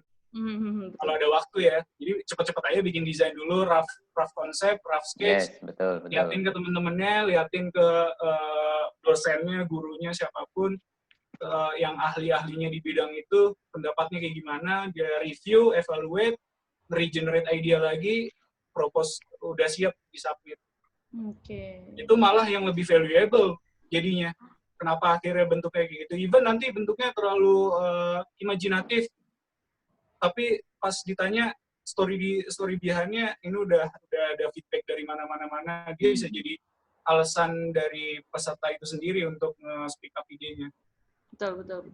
Jadi minimal sudah disubmit di IFCC udah tervalidasi. Tapi keren. intinya teman-teman gini, di IFCC ini adalah tempat belajar untuk teman-teman berkompetisi, mengasah skill desain begitu ya Pak Al ya, Mas Hamzah. Jadi sebenarnya walaupun mungkin kalau udah kita bicara di tahun ini tuh kita memang betul-betul sampai mempersiapkan teman-teman yang ikut kompetisi itu dengan memberikan materi-materi seperti ini gitu, yang dengan harapan memang semakin memantapkan knowledge yang teman-teman calon desainer ini ataupun bahkan yang udah jadi desainer punya gitu. Cuman di sini intinya jangan takut berekspresi dan bereksperimen ya Mas Hamzah, tetap aja eksplorasi aja. Jadi kalian coba aja bikin gitu loh, karena jangan kayak udah kadang tuh kita mungkin takut duluan Mas Hamzah kali udah denger materinya gini, wah aku harus bikin kayak gini ya, ntar udah takut duluan gitu. Itu Mas Hamzah punya tips nggak? Mungkin buat teman-teman yang mungkin masih, kalau mungkin saya rasa kalau buat yang udah biasa bikin, itu akan jadi sesuatu yang mungkin oke, aku udah biasa lakuin ini. Tapi kalau buat yang baru gimana Mas Hamzah? Punya nggak tips buat teman-teman yang masih baru mulai nih bikin desain tapi udah disuguhi dengan kewajiban di IFCC 2020 ini untuk bikin kayak 3 poin itu tadi ya, dari konsep, target market, kemudian detail exploration kayak gitu-gitu. Punya tips nggak Mas? Biar mungkin teman-teman lebih oke, ini nggak susah itu kok gitu. Lebih percaya diri kali ya Mbak Alifta ya. Ngomongin yang konteks dari materinya aja kali ya. Kan kita juga berharap teman-teman bisa nge-explore sejauh mana. Tapi yang paling penting dari itu, sejauh mana itu kalian udah bisa tahu boundaries-nya di mana, batasannya di mana. Kalian yang nentuin batasannya terhadap proyek kalian sendiri. Karena baik lagi semuanya balik ke objektif yang kalian buat. Explore bisa sejauh mungkin, tapi kalau kalian punya pegangan objektif, pegang brief yang kalian buat sendiri, target yang kalian buat sendiri, eksplorasinya udah bakal terukur nanti. Ternyata nggak sampai sejauh itu dibutuhinnya. Aku cuma butuh explore segini kok, aku cuma butuh research segini kok, objektifku jelas kayak gini. Aku bisa fokus di outputnya, bisa fokus di inovasinya, bisa fokus di eksplorasi desainnya, bukan eksplorasi masalahnya. Karena dia sadar, maksudnya dia mengontrol project yang dia buat sendiri. Kadang kan kalau kita ngebuat project, nge-explore too much, banyak dapat informasi, bingung mau kemana. Ya, karena itu semua informasi dari luar. Yang menentukan arahnya itu kan kalian sendiri. Dari sesuatu yang diverse tadi, data-data yang diverse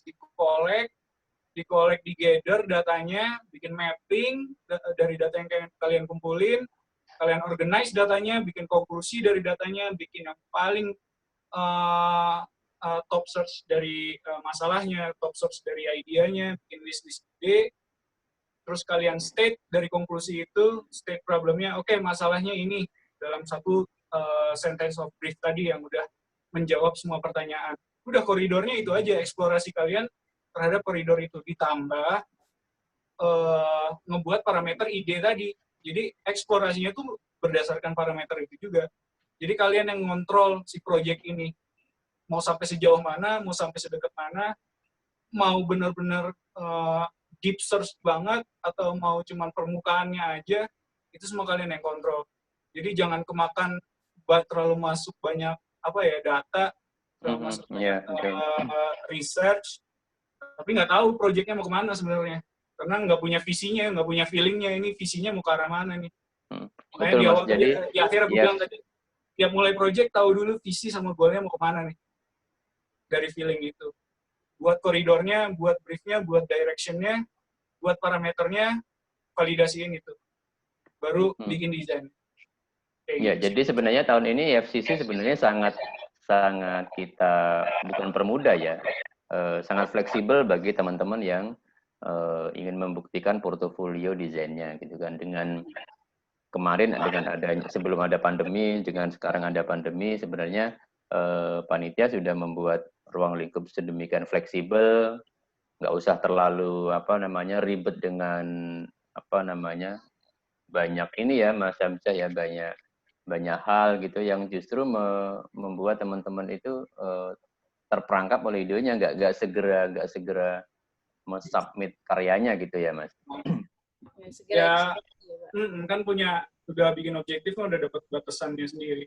Udahlah sampai sini aja, ngapain didalamin lagi, ngapain diperluas lagi. Ya kan konsep sederhana di awal yang aku bilang tadi itu converge, fokus. Udah fokus sama project yang kalian lakuin. Ayo mungkin bagi teman-teman yang mau menanyakan nih, kira-kira gimana atau yang mungkin sudah pernah submit, mau submit lagi dengan ide-ide yang lain lagi, bagaimana cara mengobserve fenomena di sekitaran kita gitu. Ayo silakan, kesempatannya kita masih buka sampai tanggal 12 Juli ya Mbak. Betul. Mbak Rita ya, 12 Juli. Jadi ini sangat menarik sekali bagi teman-teman sekalian untuk membuktikan validasi. Saya juga mau ini ngingetin Pak Al, teman-teman ini yang sudah hadir di sini jangan lupa untuk isi Oke, ya. Isi daftar hadir ya sama feedback ya. Hadir, betul. Karena nanti daftar hadirnya untuk sertifikatnya gitu. Sertifikat. Tadi itu yang menarik memang ini sih Pak. Sebenarnya poinnya kalau saya rasa seperti yang dibilang Mas Hamzah di PPT-nya tadi di materinya, take it easy, having fun. Jadi kompetisi ini juga jadikan having fun gitu memang. Jadikan jangan terlalu berat di kalian pengen bikin apa, tapi udah segera. Kadang tuh ada yang nanya-nanya soalnya Mas kayak, bingung nih, kayaknya tuh bingung cari referensi lah apa segala macem gitu. Jadi intinya sebenarnya kadang-kadang yang dari lingkungan sekitar sendiri aja kita bisa ambil gitu kan, jadi sebagai ide kayak gitu-gitu. Kemarin saya lihat juga ada yang ngambil ide itu dari justru kesukaannya sendiri Pak. Jadi kayak misalkan dia tuh teringat masa kecilnya gitu. Jadi gagasan idenya dari hal yang dia suka di masa kecil terus dia translate itu jadi sebuah desain sepatu kayak gitu. Banyak yang lain saya pikir juga mungkin Mas Hamzah udah sempat lihat-lihat hasil karya teman-teman yang udah submit gitu di Instagram. Tapi mungkin kita ada pertanyaan nih, satu pertanyaan yang belum kejawab juga nih. Nanti kita bisa diskusikan dan relate-kan ke IFCC. Mas Hamzah ini Mas, kalau lifestyle product gimana caranya nge-validate problem yang reliable buat konsumen gitu kan? Kalau bisa jadi orang beli lifestyle produk karena desain visualnya keren tanpa menjawab suatu user problem. Apakah user problem masih penting kah? Nah itu aku sempat cerita tuh Pak. Ini pertanyaan dari peserta ya? Iya peserta nih kayaknya. Masalah lifestyle. Jadi aku kan tadi pas presentasi sempat cerita analisis tentang parameter menjawab masalah itu, nge-solving problemnya itu. kebetulan dari melalang buananya aku kebanyakan kan di lifestyle product, lifestyle footwear, yang dimana emang nggak performance banget, nggak yang ada studi tentang anatomi banget, nggak ada yang studi tentang satu kegiatan khusus kayak olahraga, misalnya running, atau nggak sepedahan, atau nggak main bola, kayak gitu. Karena lifestyle. Jadi yang aku analisis tadi itu, emang nggak dalam membuat parameter atau dalam menjawab masalahnya itu yang nggak harus yang sifatnya problem secara umum gitu, Pak ya.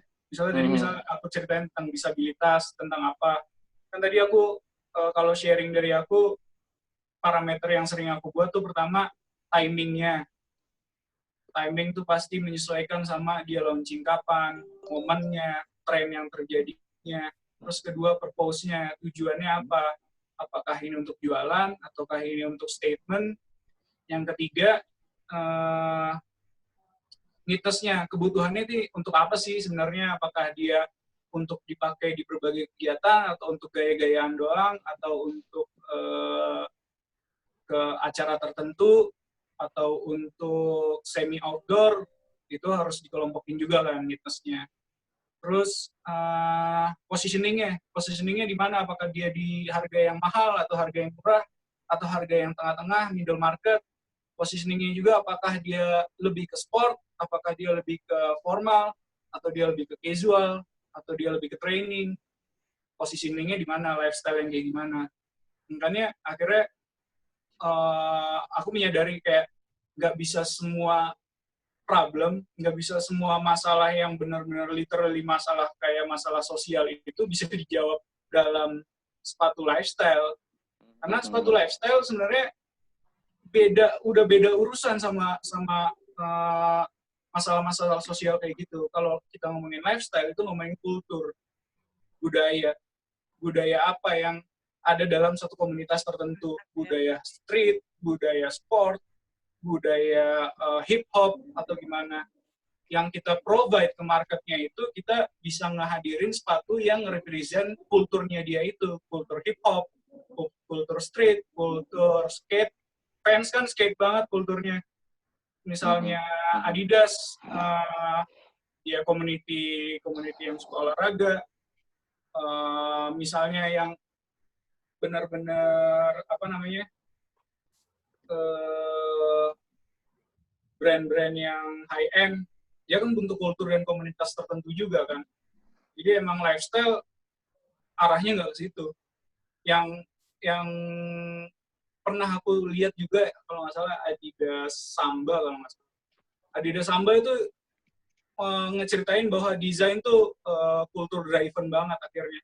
Dimana tadinya, bukan Adidas Samba, Adidas untuk tenis kalau nggak salah. Dari sepatu tenis untuk olahraga, dipakai artis, akhirnya menjadi sepatu lifestyle yang dipakai orang-orang untuk seharian. Jadi ada perubahan kultur juga kan di situ akhirnya, dan ada perjalanannya.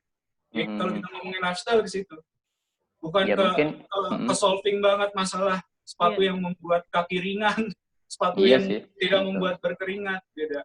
Yang nanti mungkin bisa ini ya.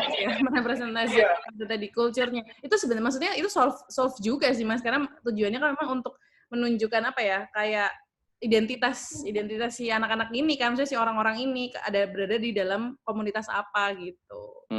Iya. Justru ini juga ini membantu ini ya Mbak Alifta ya.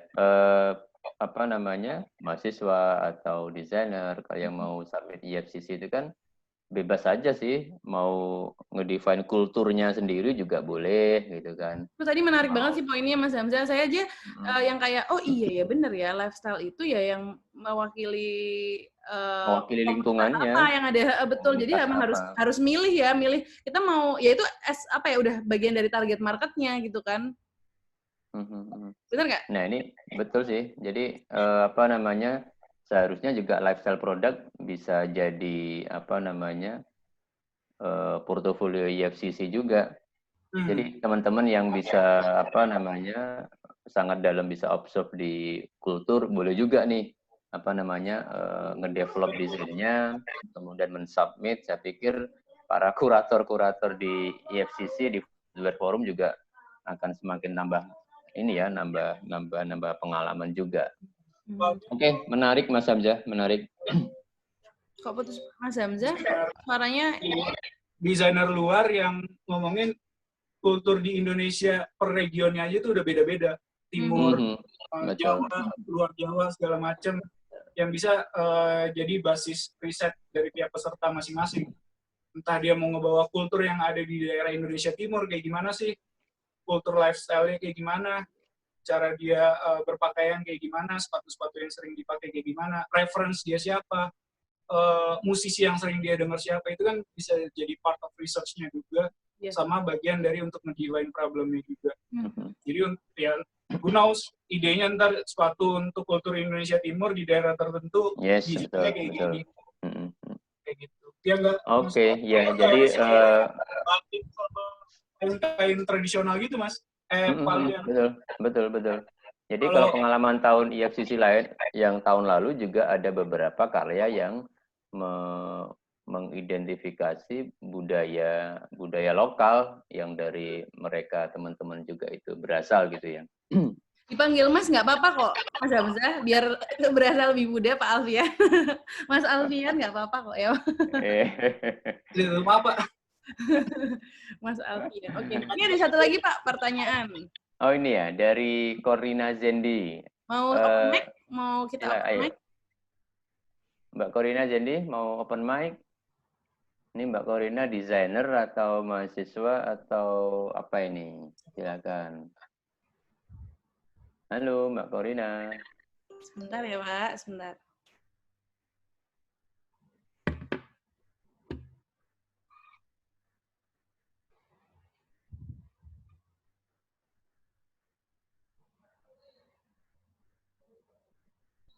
Sudah di ini Mbak Alifta, Mbak Corinanya. Sebentar.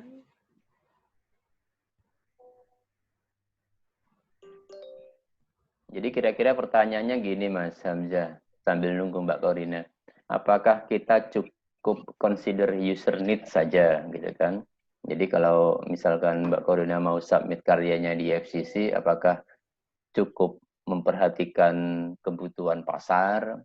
Kalau dari segi produk sustainability, apakah juga perlu dipertimbangkan? Kalau di FCC mah oke-oke saja ya. Apakah kita perlu memikirkan dampak dari produk yang dihasilkan? Bagaimana menggabungkan estetika, user desire, functionality, and sustainability dalam pembuatan sebuah sepatu? Gimana Mbak Corina udah? Belum bisa? Invite sih Pak, cuman ini Mbak Corina mungkin mau open mic?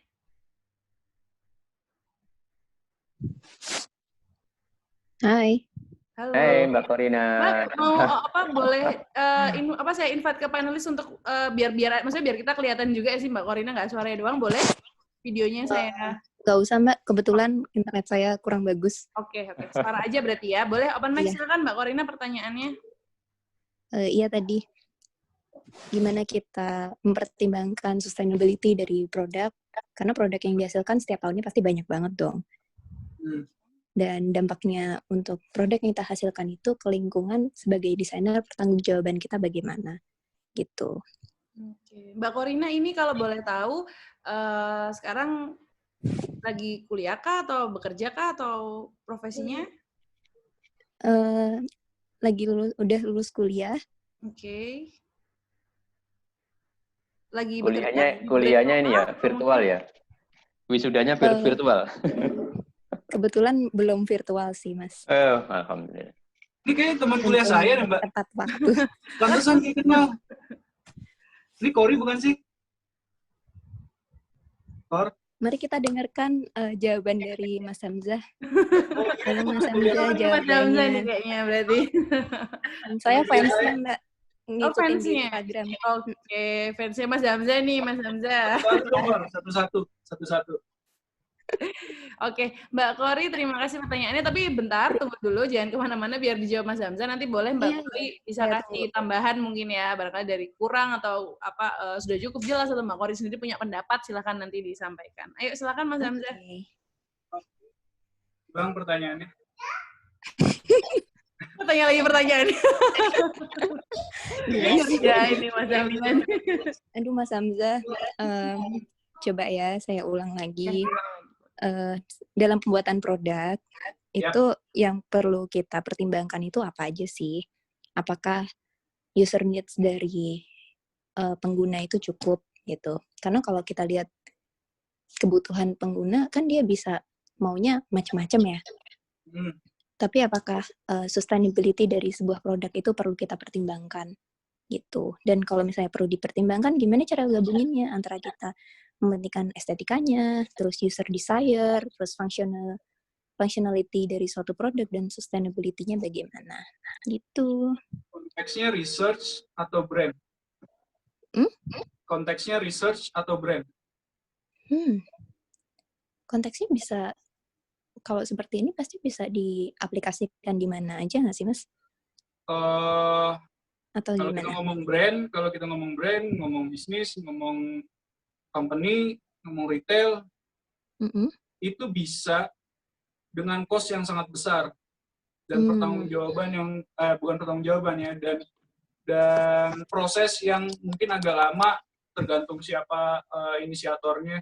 Kayak misalnya kalau dalam brand pertimbangan sustainability, tergantung company itu fokus di sustainability, fokus di eco-friendly atau enggak. Kalau misalnya emang dia fokus, modal sejauh apa yang dia punya? Apakah dia bisa menyanggupi untuk membuat full komponen sepatu itu eco-friendly atau sustainable, kan tergantung perusahaannya. Mungkin kalau misalnya Albert itu kan kalau nggak salah uppernya itu dari bulu apa ya, semacam eco-friendly gitu, soalnya juga dari campuran yang eco-friendly. Tapi kita nggak tahu di baliknya apakah limbah yang dihasilkan eco-friendly atau enggak. Misalnya enggak eco-friendly, butuh cost lebih. Iya, butuh cost lebih untuk mengolah itu. Dan nggak ada yang tahu di balik itu brand itu mau nampung itu atau enggak. Misal kayak Nike baru-baru ini ngeluarin sol kayak dari kertas bekas gitu, belum baca terlalu banyak sih, pokoknya dia ngebuat recycle sol gitu. Ya itu kan di solnya. Tapi kan kita belum tahu, mungkin dia udah publish atau belum, cerita di baliknya kayak gimana, apakah ada limbah lagi, ataukah ada proses yang mengancam lingkungan juga dari proses produksinya. Ya mungkin emang akhirnya dia pengen nge-state itu di produk akhirnya, di materialnya gitu. Tapi story behind-nya kan nggak ada yang tahu. Kalau di lingkungan, maksudnya di scope konteksnya brand, itu sejauh itu sih. Kayak, baik lagi, tadi kan ada Mbak Lifta pernah sempat jelasin masalah sustainability. Ya sejauh apa si inisiator mau bertanggung jawab atas ke-eco-friendly-annya itu. Ya mungkin material yang dibuat eco-friendly, limbah yang dibuat enggak, ya sama aja. Mengancam lingkungan juga akhirnya. Terus masalah yang perlu dipertimbangkan dalam mendesain sepatu, apakah neatness aja atau gimana, baik lagi ke konteksnya. Apakah ini di brand pun ada beda lagi konteksnya, kayak yang ceritain tadi, ada yang sales driven, ada yang market driven. Desainnya kan juga beda-beda. Kalau misalnya dia mau sales driven, pertimbangannya neatness ya mungkin yang jadi utama. Kedua harga, kedua stakeholder-nya siapa, kedua keempat delivery, kelima kompetitornya siapa. Jadi ya neatness salah satu dari itu. Tapi kalau kita tahu ini tuh konteksnya di mana, tujuannya apa, objektifnya apa, kita tahu excuse di baliknya itu, apa yang perlu kita pertimbangkan selain neatness. Kalau statement, kayak yang aku bilang tadi, pertimbangannya apakah improvement materialnya, improvement teknologinya, improvement produksinya yang mau di statement, apakah invensi terhadap sepatunya yang mau yang mau di statement. Kalau misalnya research, beda lagi konteksnya, ya objektifnya apa. Kalau masalah yang harus dipertimbangin ya yang hal yang menjadi objektifnya si yang ngejalanin proyeknya. Kalau emang dia tentang disabilitas, yang harus dipertimbangin disabilitasnya. Misalnya penyakitnya, atau misalnya aktivitas merekanya. atau misalnya kebutuhan real merekanya, atau misalnya behavior merekanya. Kalau misalnya untuk satu penyakit tertentu di kaki, ini ngomongin konteks researcher ya, ya yang dibutuhin apa dari masalah itu kan tiap objektifnya beda-beda, Mbak Kori. Jadi nggak bisa secara general. Makanya ini juga kayaknya ngelatih setiap partisipan di lomba ini untuk bisa mendirect project-nya mereka sendiri-sendiri. Oke, gue di konteks ini, gue di lingkungan ini, gue di environment ini, gue di masalah ini, tujuan gue ini, solusi yang gue tawarin ini. Dia mengontrol semua kondisinya. Benar-benar tahu semua kondisinya dan tahu mau kayak gimana.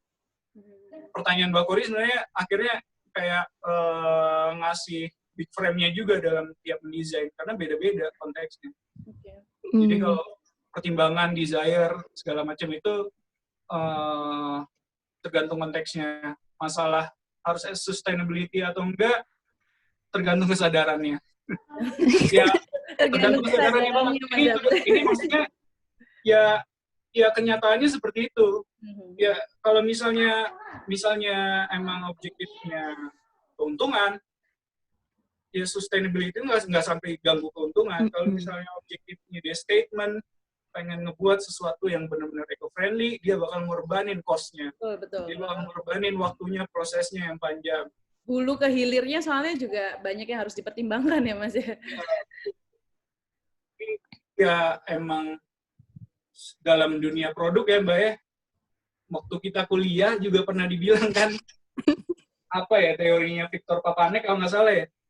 Desain tuh malah akhirnya membuat masalah baru dengan menyelesaikan masalah yang iya. Teori-teori gitu sih. Aku responsif aja ngelihat jawaban-jawaban aku responsif dari apa yang aku alami. Pada akhirnya kesadaran aja sih masalah sustainability.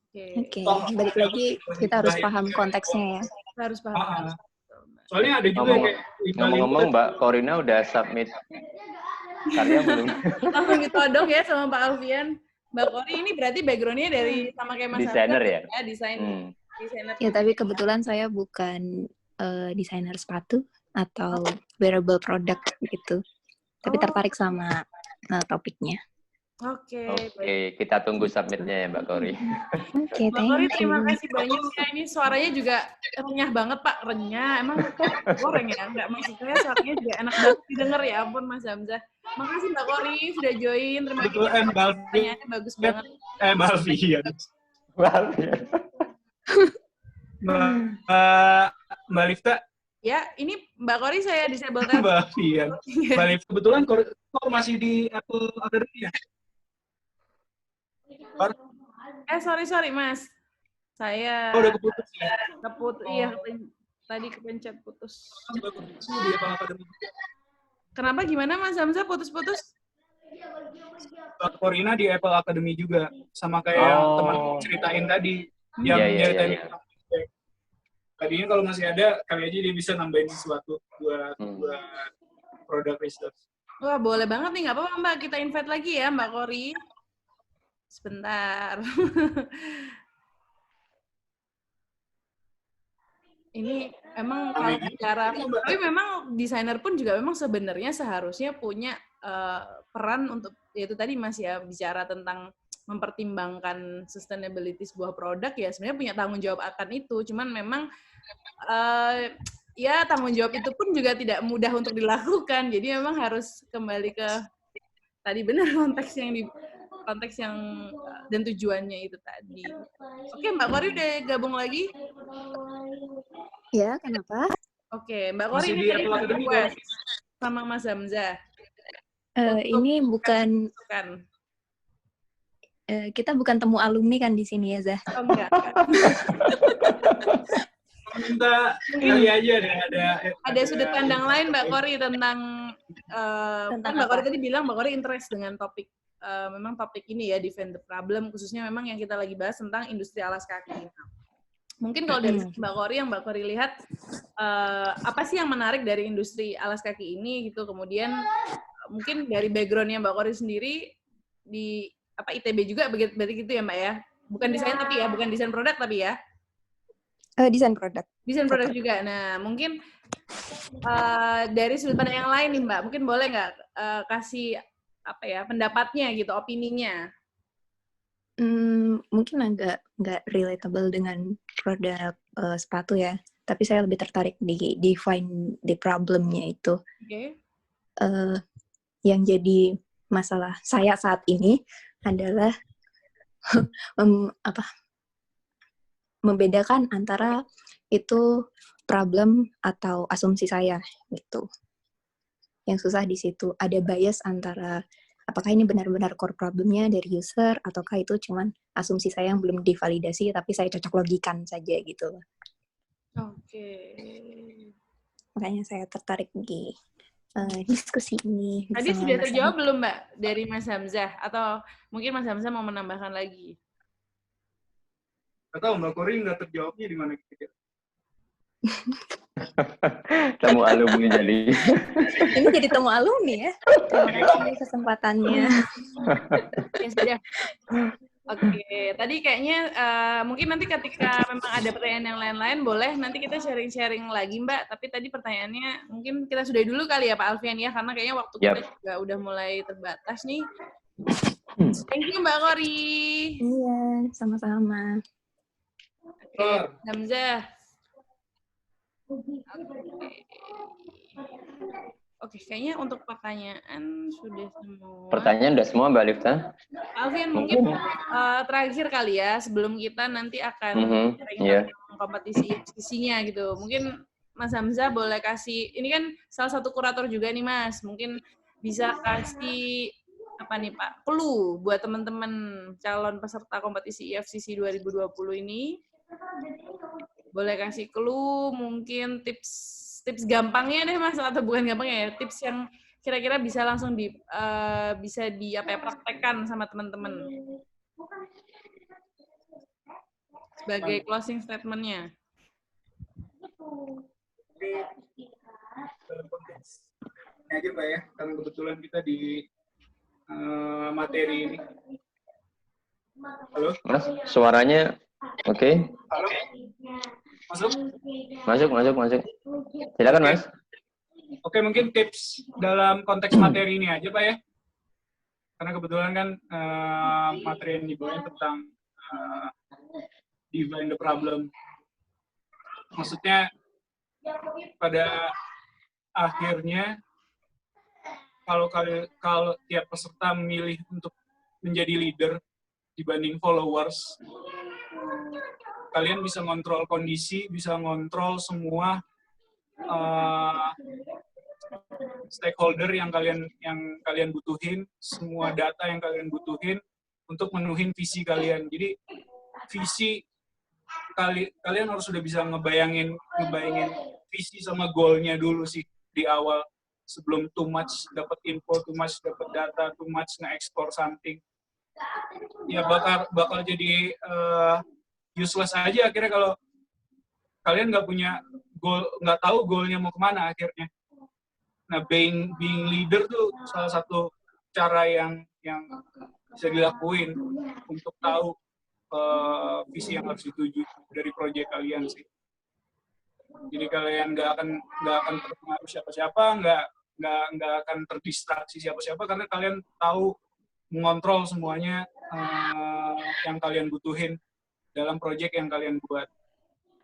Semua kayak udah detail-detail udah banyak aku jelasin, udah banyak kita diskusiin ya dari tadi. Yang terintinya sih berani ngemukain ide, jangan ragu,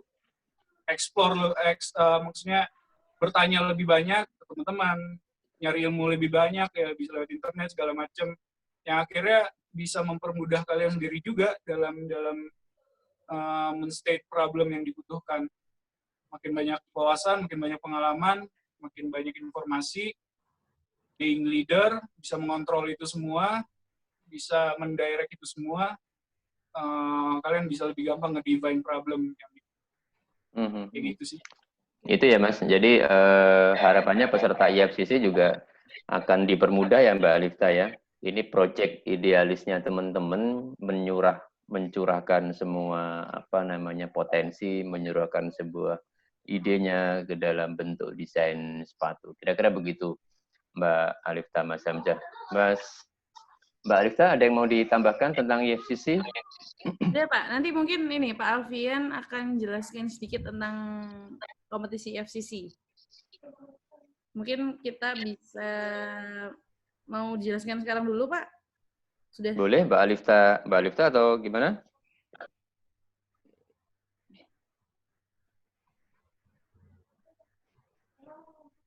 Ya, ini Mbak Alifta akan jelasin, jadi teman-teman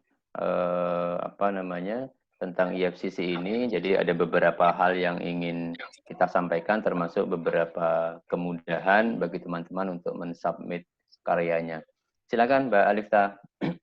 Oke, jadi saya minta waktu sebentar aja. Nanti teman-teman kalau ada pertanyaan untuk kompetisi ini juga silahkan. Mas Hamzah, saya minta waktu sebentar ya Mas untuk nge-share tentang kompetisi. Oke, nggak apa-apa.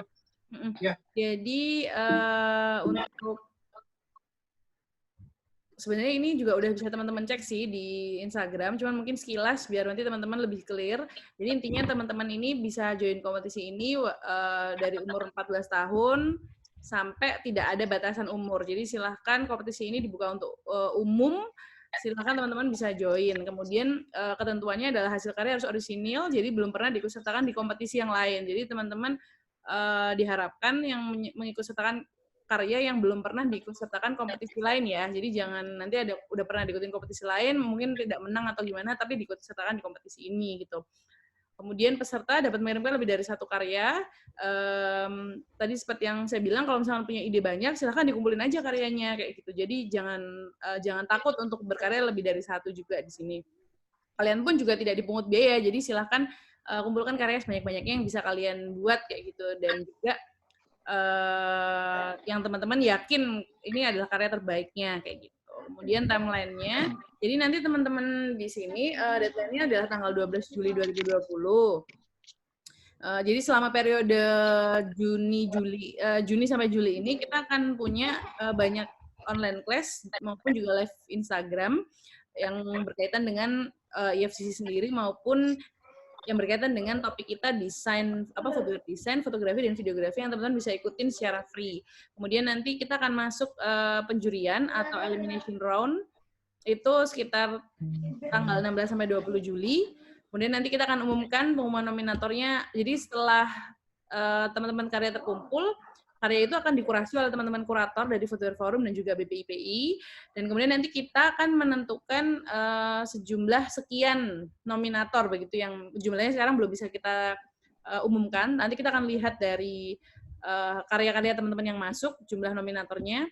Kemudian nanti setelah itu nominator ini akan mendapatkan fasilitas untuk mengikuti footwear class yang lebih spesial lagi untuk bisa mematangkan hasil karya desain kalian, karena nanti hasil karya desain yang kalian sudah bikin dimatangkan lagi di footwear class dan nanti akan dipresentasikan untuk menentukan juara-juaranya gitu. Jadi juara 1, 2, 3 nanti akan ditentukan dari presentasi ini, di mana nanti presentasi ini teman-teman bakal kita open nih, jadi bisa disaksikan oleh masyarakat umum juga gitu. Jadi ini kesempatan kalian buat calon-calon desainer maupun desainer yang sudah memang sudah berprofesi sebagai seorang desainer untuk unjuk gigi juga gitu.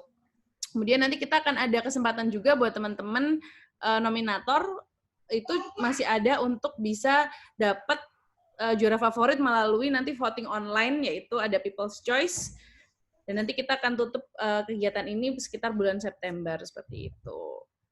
Nah, ini untuk temanya seperti yang tadi disampaikan Mas Hamzah, bahwa di sini di tahun ini kita fokus di tell your own process. Jadi gimana caranya teman-teman bisa fokus juga untuk bisa menceritakan gimana sih desain kalian tuh tercipta kayak gitu.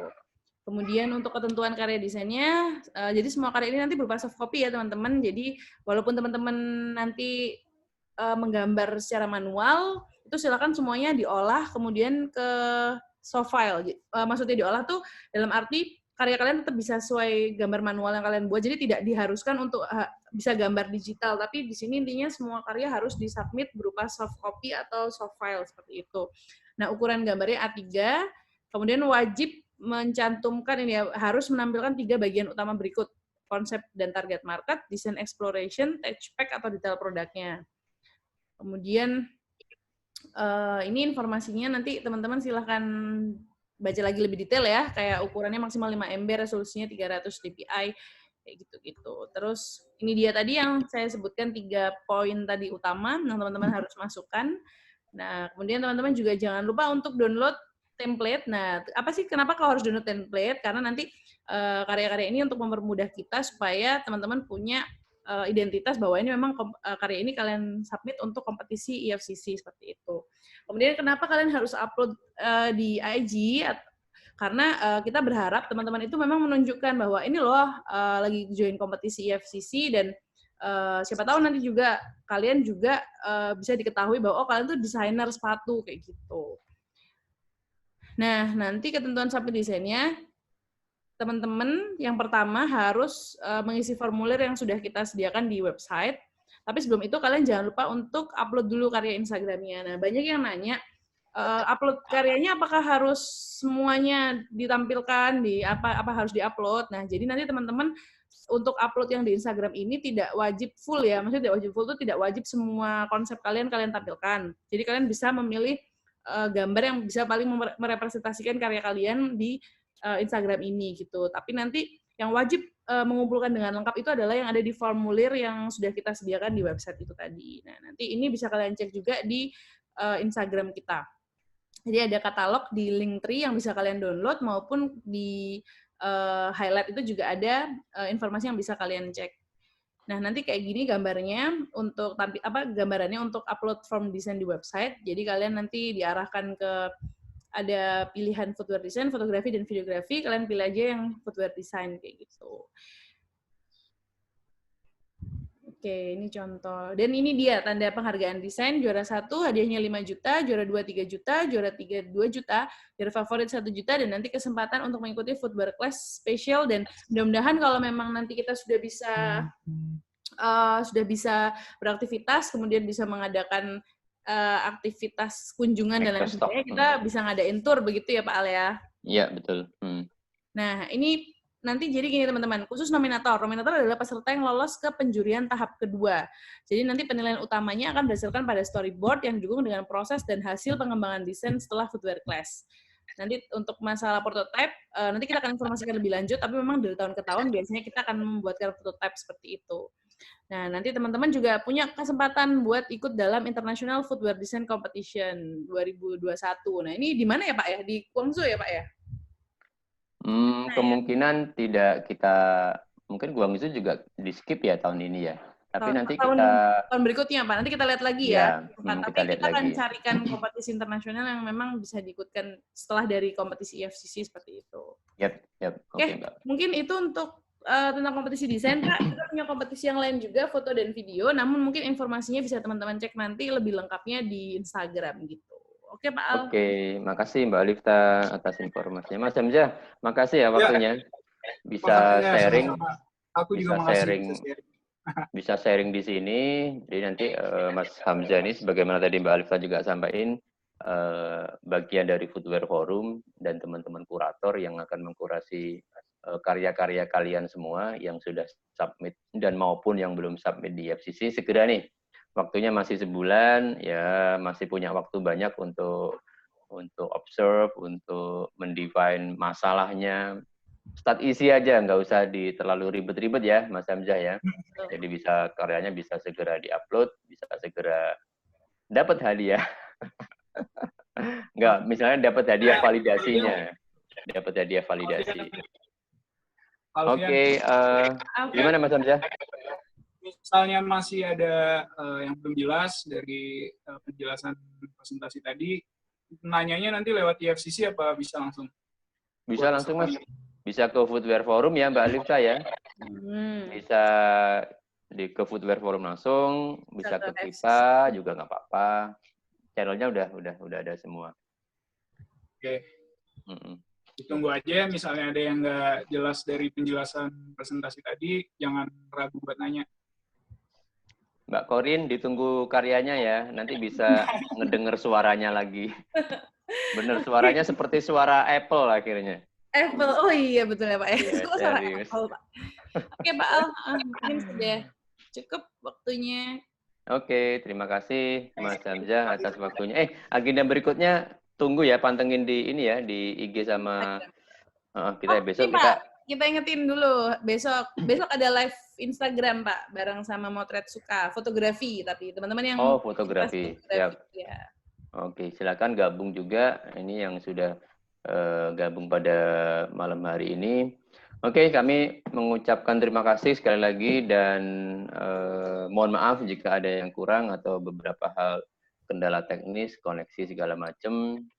Tolong isi feedback ya, Alifta ya. Oke, iya betul. Kita akan share di WA ya, Pak grup ya. Grup WA. Di grup atau di sini juga bisa nanti untuk mendapatkan sertifikat yang mungkin akan berguna bagi kalian semua. Oke, sekali lagi terima kasih. Assalamualaikum warahmatullahi wabarakatuh. Terima kasih Mbak Hamzah, Mbak Alifta. Terima kasih Mas Hamzah. Semoga bermanfaat ya. Siap. Sukses selalu ya. Ya.